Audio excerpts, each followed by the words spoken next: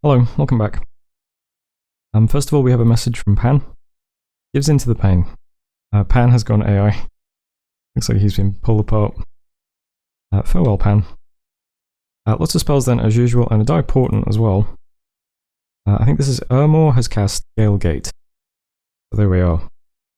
You know, at some point Atlantis stole Guardians of the Deep from me, and I never even noticed. I didn't notice until I checked the globals list this turn. So when did that happen? I don't know. Wasn't exactly the most impactful global anyway, I suppose. Lots of rituals then, as usual. There was one in Bandego where we threw some stuff at a Basalt King. I can actually just look at the map for this. Nothing too interesting happening yet. So this province we tried to take back. We actually, well, we kind of lost, but we won because everything routed before we did. And the problem we have here is that the Basalt King cast Fire Shield. Got F1. And so unfortunately that kind of just crashes all of the little units. But somehow we killed enough of these guys that they routed before we did. That's okay. We also saw a battle in Nom, which is where some cave drakes got thrown at us. So as he's walking towards us, he hit us with the drakes and then moved in. So we're under siege here now, but we don't get to see his army again. Forest of Eden, we saw...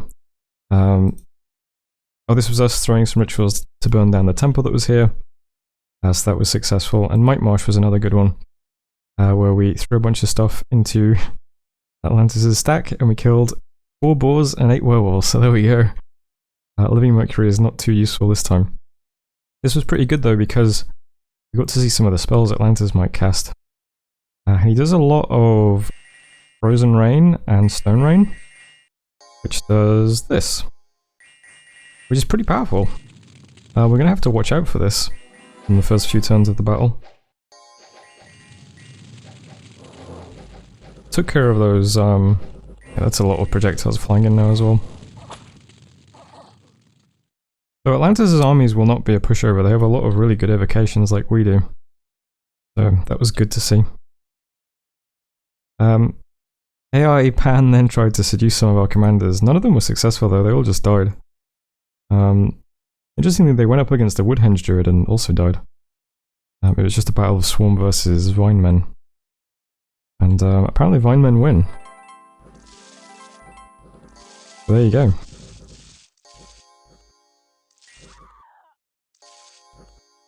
I guess Swarm has the advantage of flying though. Not useful in that situation. Battle in Druidland where Pan took some provinces off us. I think this is nice because they might be moving towards this throne, which Atlantis also put under siege this turn. In this phase of the report then, there's some exchanges between me and Pan, but Pan's AI at this point. I'm just capping the provinces that had no PD left, and that's all kind of not the focus at the moment. And then we had a bunch of events. Neotha, we got gold. Deep Forest, we got gold, some brimstone boots and some gems. Witch's Copse, we got a really funny one. One of our commanders found an old dungeon guarded by strange seals, and after days of arcane studies, the seals were broken and a wizened old man was released. Wonder how long he's been in there. Fire Gems and Anvast, some Misfortune and Magic in Mir, and some Unrest in Mir. And then I think that's everything. We're starting to starve in God Coast. Apparently this province has no supplies, maybe that's why Pan wasn't sitting here. We're going to have to rectify that. We did manage to fix the starvation in Nom. And this fort is open, Atlantis is on it, so I'm going to brace to be stormed this turn. The longer he waits, the more salamanders are going to be in here, because we have 120 salamanders already, just waiting to go. And we're going to summon a bunch more salamanders this turn as well. So if he storms this turn, there'll be an additional bunch of, I haven't actually counted, even more. But this is the army we've got. I've left the space in the middle open because that's where the summons will appear that we're doing this turn. And they're going to have the heat aura. So I kind of want to keep these guys out of the way. These are like the things that don't have native fire resist, and these are the things that do. So we've got a bunch of mages up here in amongst these blocks. And then we've got most of our big mages down here in this little block. Fire Elise in the front. Got all the salamanders down here. Some snakes in the back. And then up here it's mostly Vinemen and Phantasmal Warriors. That's just how things are arranged. This little squad has the Jinn and the Ifrits that we have here as well. Scripting. We've got some Astral guys who've been given a bunch of Astral boosters doing Power the Sphere is an army of fog, and then just spamming improved opposition.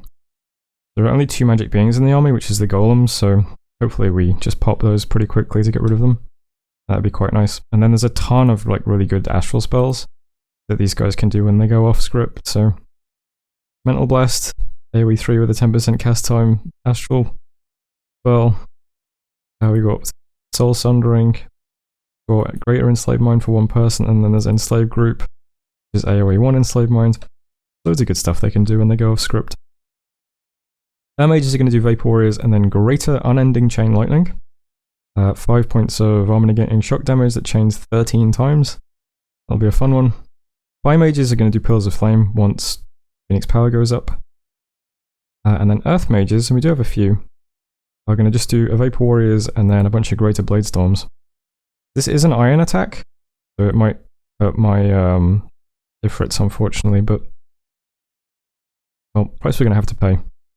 We do have a big Earth spell going off in this battle as well, which is Greater Earth Power. This just gives Earth Power to all of my units on the battlefield, which is great because in addition to having the Earth magic, it also gives you the Reinvigoration. So hopefully we get that buff even if we don't natively have Earth magic, that would be nice. The Sultans are a bit different. This guy's going to do Greater Reinvigoration on turn 1. This is a lingering version of Reinvigoration, so I hope it just continues to wipe out all of his fatigue for 4 turns. And then he's going to dump a bunch of Flame Clouds. He's only have a 50% cast time, so he'll have 2 more turns of Greater Invigoration once these wear off. But I like the idea of him spamming Flame Clouds on the battlefield because it scales quite well. It's going to have an increased AoE for every extra level he is, and it's a very easy to cast spell. If I just find it quickly. Yeah, it's only F2. This guy's going to be bumped up to, I think, F6 in the end. Or maybe it's just F5 now. I think I took something off him. I could give him the helmet. Yeah, I'll give him the helmet, so he'll be bumped up to F6. It'll have a big AoE. The damage also scales as well, and it lingers for a while. So I think spraying a couple of those on the battlefield will be pretty good. And then the other Sultans do a couple of buffs, mostly just spamming Pillar of Fire though. Fire Orb's Blessing, Improved Power of Spheres, Fire Orb's Blessing, Pillar of Fire. And then this guy's doing the Greater Phoenix Power, give everyone Fire Magic. That's the basis of the script. So we'll see how it goes. Mostly we'll be leaning on the Salamanders who have the big Mind Blast. So range 100. They have 10 ammo as well. So if we have 120 of them, well that's 1,200 blasts. It does get negated by magic resistance. But if it hits, it does 10 points of fire damage, so it'll be pretty nice if it's getting sprayed everywhere. Up in this fort, it didn't get cracked open, interestingly. But this fort has supply problems, so I am summoning, but not salamanders. It's either trolls who do not need to eat, or phantasmal warriors. And that's all that's happening over here. I'm just going to wait for the fort to get cracked open to see what this guy does. Up here we're moving this little... This is the guy we just got from that weird event, by the way.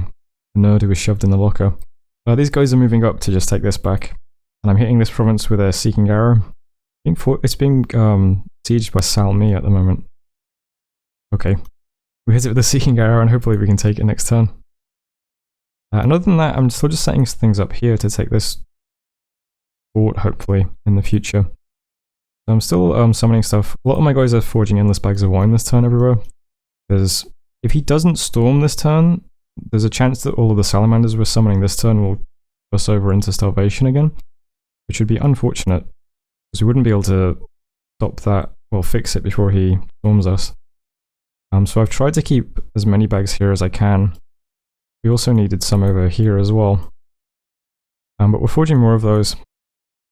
And over here, I'm moving the new Sultan we just recruited over.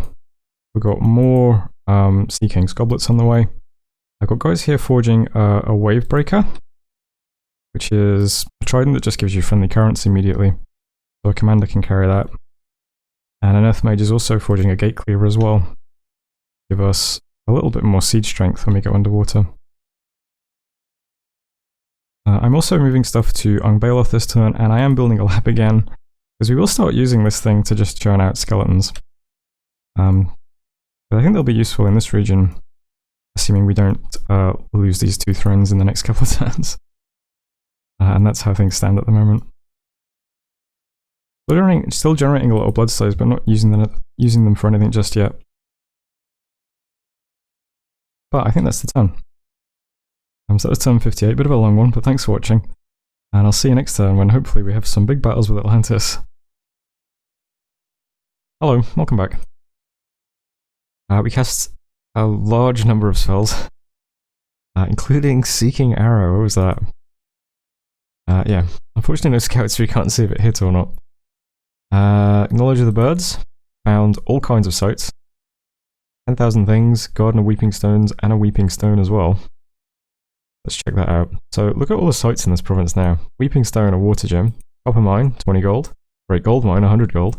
10,000 things, 5 gems. Iron mine, 40 resources. And Garden of Weeping Roses.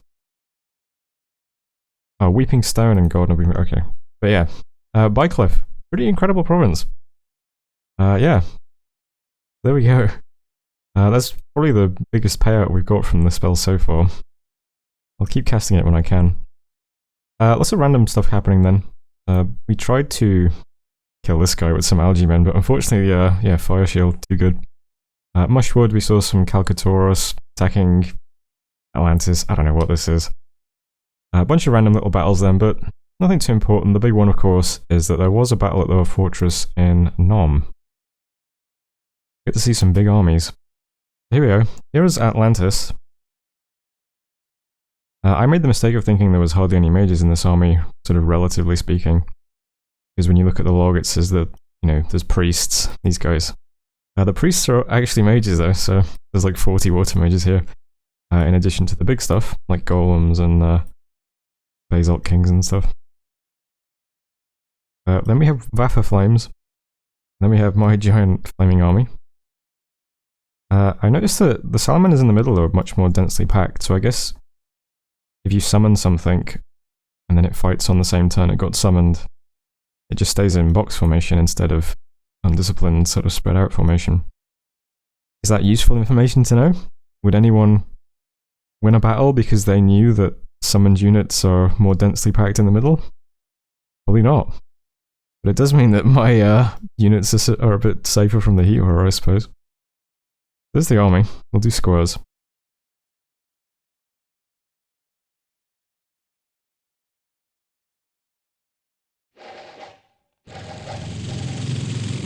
This red cloud stuff again, just to remind you, is the Mind Blast from the Salamanders. There's quite a lot of it.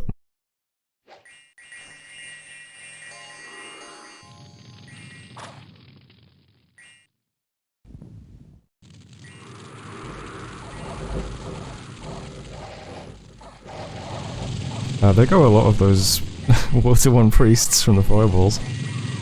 That's pretty good.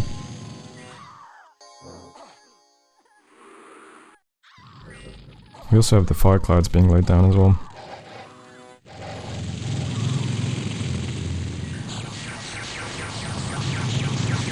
This is pretty devastating. Atlantis mentioned on the Discord that a lot of his troops are starving, yeah. And they've been starving for a while trying to get to me, so they're also diseased a lot of the time as well. So we have a bit of advantage in that regard because, yeah, we took a moment to fix our starvation. We just got nuked here. Mostly vine men though, so that's, okay. In we fly.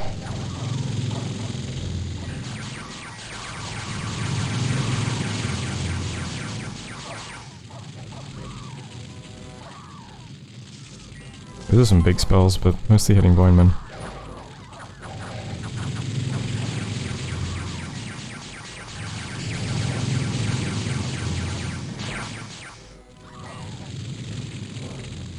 Our army's pretty safe still.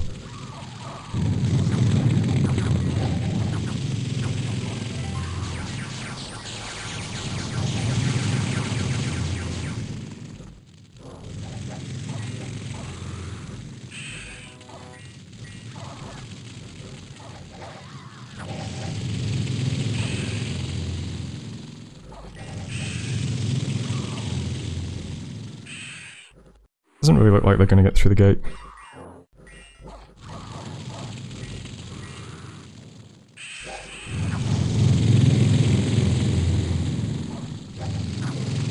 There's still a golem.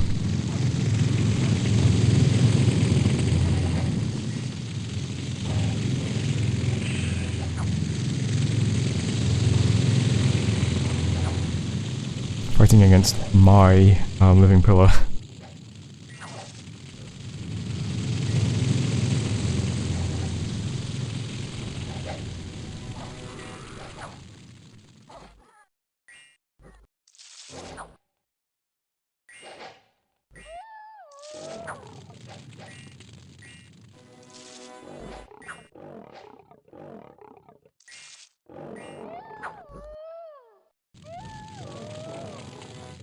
Popped in the end by opposition. Nothing really going on this part of the battlefield, so I was able to just watch Atlantis. So there we go. There's the battle at the Fortress of Nom. Yeah, our mages are mostly just safe. We lost 3 human Saharas. We got 67 kills though. Best troop on the field. We lost almost everything else except the salamanders though. Lost 5 salamanders out of 224 of them. Lost half the vine men. Yeah, everything else is pretty much dead. We did gain a coral guard and 4 living pillars and a mage of the deep as well. That's something. Wiped out almost all of this stuff. Yeah, there's a basalt queen left. There's 5 coral priests left, assuming they survived the retreat. Got both the golems. Some mages of the deep left. Yeah. And a bunch of items as well. So all in all, pretty successful. The salamanders are going to be very hard to push into when you've got huge numbers of them like this. Events then, Gladewoods, we got some gems. Scorpion Scorpion cracks some gems. Trollland, income, and Witch's Copse, we've got some gems. Yeah. We're starving due to lack of supplies in Mudwood, which is the Throne of Death. And upkeep went over what we currently make. Probably because of the trolls and salamanders, if I had to guess. Yeah. So we're starving in Mudwood. I've put a bag of wine back here. We're okay for the minute. And there's the fortress at Nom. Still being sieged by, I assume, the sole guy who was slowly marching over. Here's where he retreated to. 20 units, living pillars, coral priests, 3 huge basalt kings. Yeah. So down here now, I no longer fear anything in this area, so I'm going to just break siege now with pretty much everything. I'll just make sure nothing weird can happen, or he somehow dumps a load of stuff back on me. So there we go. There's hundreds of salamanders who will break siege. Should go fine. Just let's set up like this with the same script, more or less. Good stuff. That should be no problems. One exception is this guy who's going to be casting Knowledge of the Birds. And once we're back out of this fort, we'll move over to here, set up some stuff, and then go underwater.